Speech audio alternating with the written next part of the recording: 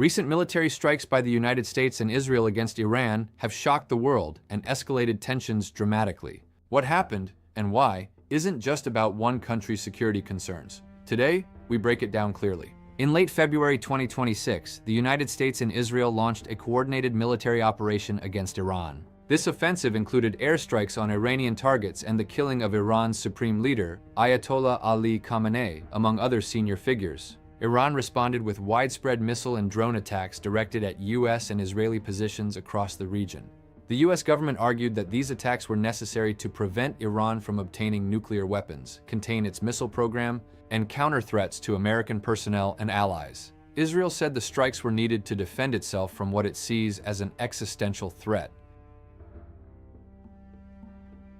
But some observers, including Iranian officials and critics of the attack, argue that Israel, and not just the United States, benefited most from this escalation.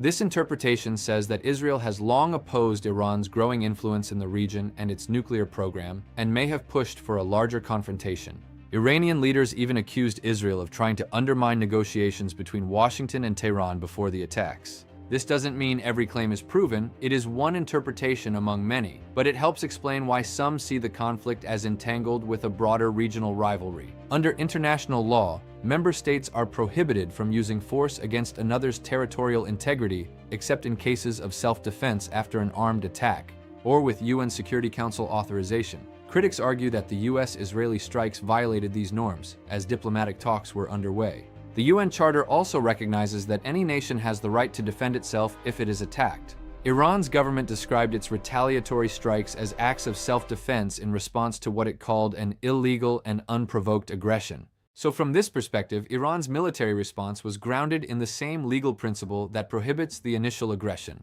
the right of a state to protect its sovereignty. This conflict has already destabilized large parts of the Middle East, raised global concerns about violations of international law.